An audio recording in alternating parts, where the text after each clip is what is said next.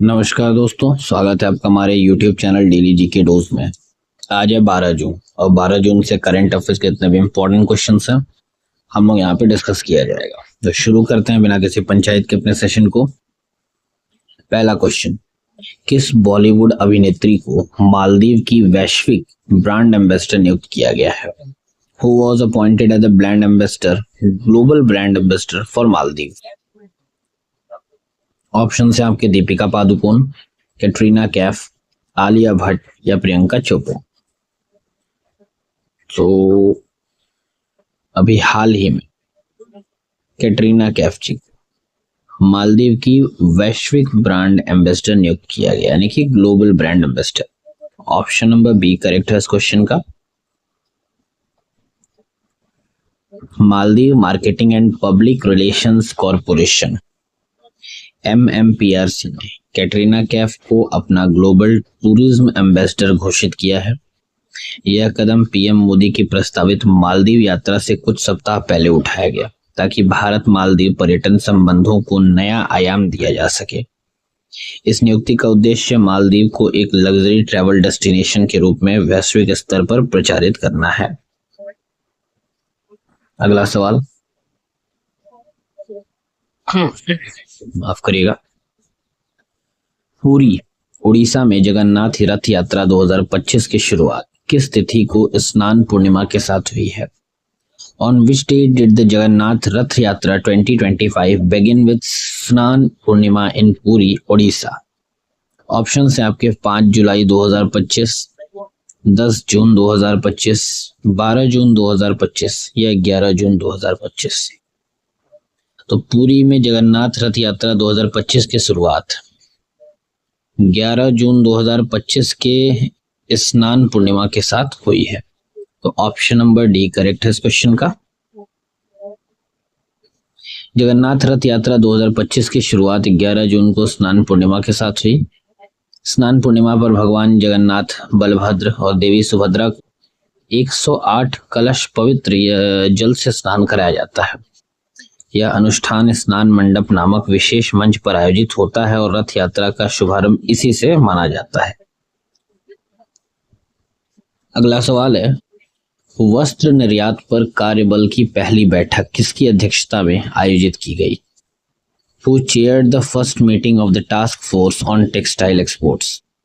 Option है आपके Sunil Barthwal, L सत्य श्रीनिवास, रोहित कंसल या राजेश अग्रवाल।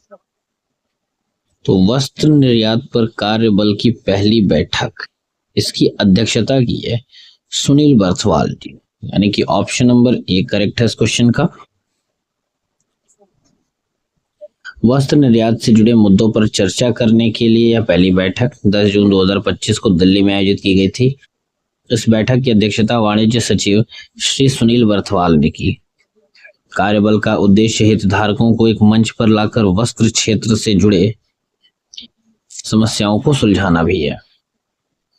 अगला सवाल है, भारत ने किस संगठन की तीसरी बैठक की मेजबानी की जो AI नेटिव टेलीकॉम नेटवर्क पर केंद्रित था? India hosted the third meeting of which organization focused on AI native telecom networks?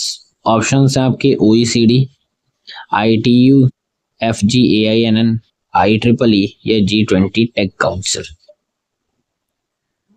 तो भारत ने ITU FGAINN की संगठन की तीसरी बैठक की मेजबानी की जो किस पे आधारित थी? तो AI नेटिव टेलीकॉम नेटवर्क पे आधारित थी, यानी कि ऑप्शन नंबर बी करेक्ट है इस क्वेश्चन का। भारत ने नई दिल्ली में ITU, इसका मतलब international telecommunication union, telecommunication standardization sector के फोकस ग्रुप FGAINN की तीसरी बैठक की मेजबानी की है। यह बैठक AI नेटिव टेलीकॉम नेटवर्क के सह निर्माण और वैश्विक सहयोग के लिए आयोजित की गई थी। इस आयोजन में भारत की भारतजेन जैसी AI पहलों और 3GPP मानकों में AI की भूमिका पर चर्चा भी की गई है। बढ़ते हैं अगले सवाल पे। हाल ही में किस देश ने ईरान में 8 नए परमाणु रिएक्टरों के निर्माण की पुष्टि की है? Which country has recently confirmed it will construct 8 new nuclear reactors in Iran? Most important question. Option है आपके चाइना, यूएसए, रशिया या France.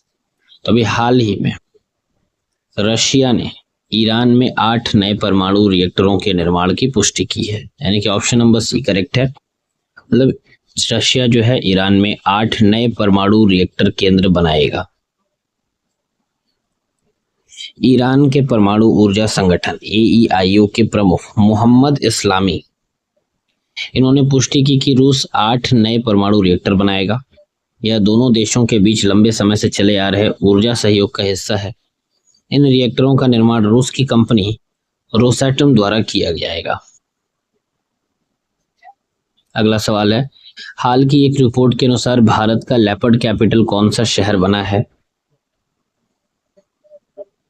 According to recent report which Indian city has become the new leopard capital? Option है आपके मुंबई, जयपुर, नागपुर या बेंगलुरु।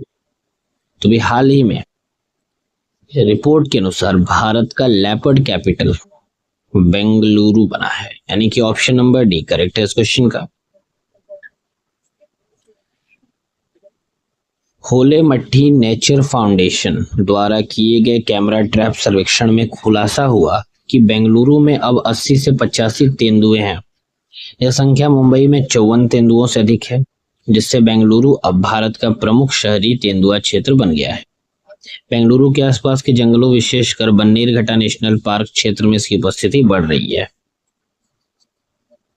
अगला सवाल, अंतर्देशीय मत्स्य पालन और जलीय कृषि सम्मेलन 2025 का उद्घाटन किस केंद्रीय मंत्री द्वारा किया जाएगा?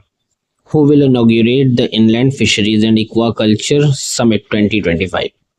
ऑप्शन है आपके श्री नरेंद्र सिंह तोमर, प्रोफेसर SP सिंह बघेल, श्री जॉर्ज कुरियन या श्री राजीव रंजन सिंह। तो इनलैंड फिशरीज और एक्वाकल्चर समिट 2025, इसका उद्घाटन श्री राजीव रंजन सिंह जी द्वारा किया जाएगा, यानी कि ऑप्शन नंबर डी करेक्ट है इस क्वेश्चन का।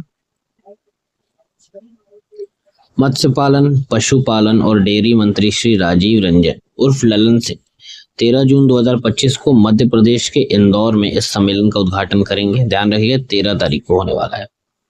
इस दौरान हलाली बांध पर जलाशय मत्स्य पालन क्लस्टर की शुरुआत भी की जाएगी। ये इंपॉर्टेंट पॉइंट याद रखिएगा।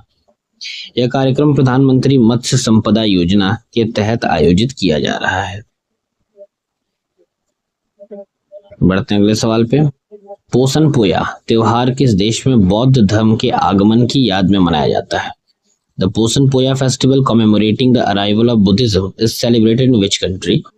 ऑप्शंस हैं आपके नेपाल, भारत, श्रीलंका या म्यांमार। तो पोषण पोया त्योहार ये आपका श्रीलंका में मनाया जाता है, यानी कि ऑप्शन नंबर सी करेक्ट है इस क्वेश्चन का। पोषण पोया श्रीलंका का एक प्रमुख बौद्ध त्योहार है जो बौद्ध धर्म के आगमन की स्मृति में जून माह की पूर्णिमा को मनाया जाता है। यह त्योहार उस ऐतिहासिक घटना की याद दिलाता है जब भारत के सम्राट अशोक के पुत्र अरहत महेंद्र ने श्रीलंका के राजा देवनामपियतिस को मिहिंतले में पहला उपदेश दिया था। 2025 में यह पर्व विशेष रूप से मिहिंतले और अनुराधापुर जैसे पवित्र स्थलों पर श्रद्धा व सांस्कृतिक आयोजनों के साथ मनाया जा रहा है। अगला सवाल है, हाल ही में RBI के किस डिप्टी गवर्नर को 16वें वित्त आयोग का अंशकालिक सदस्य नियुक्त किया गया है? Which RBI deputy governor was recently appointed as a part-time member of the 16th Finance Commission? Option हैं आपके Michael D Patra, T Ravishankar, M Rajeshwar Rao या स्वामीनाथन। तो भी हाल ही में RBI के T रविशंकर जी, जो कि वहां पर अभी डिप्टी गवर्नर हैं, इनको 16वें वित्त आयोग का अंशकालिक सदस्य नियुक्त किया गया, यानी कि ऑप्शन नंबर बी करेक्ट है इस क्वेश्चन का। टी रविशंकर जो भारतीय रिजर्व बैंक के उप गवर्नर हैं, इनको भारत के राष्ट्रपति द्वारा 16वें वित्त आयोग में अंशकालिक सदस्य के रूप में नियुक्त किया गया है। यह नियुक्ति अजय नारायण झा के इस्तीफे के बाद की गई है और आयोग का कार्यकाल 2026 से 2031 की अवधि के लिए वित्तीय सिफारिशें तैयार करना है और टीवी रविशंकर की विशेषज्ञता इसमें अहम भूमिका निभाएगी। लास्ट क्वेश्चन है हमारे सेशन का, हाल ही में कबीरदास जयंती 2025 में कब मनाई गई है? मनाई जा रही है, मनाई गई। Kabirdas Jayanti 2025 is observed on which date? Option है आपके 10 जून, 11 जून, 12 जून या 13 जून। तो कबीरदास जयंती भी हाल ही में 11 जून को मनाई गई है, यानी कि ऑप्शन नंबर बी करेक्ट है इस क्वेश्चन का। तो ये थे आज के हमारे टॉप 10 क्वेश्चंस। उम्मीद करता हूँ सेशन आपको अच्छा लगे। अच्छा लगता है तो लाइक शेयर कमेंट जरूर करिए और चैनल को सब्सक्राइब करिएगा। तब तक के लिए धन्यवाद।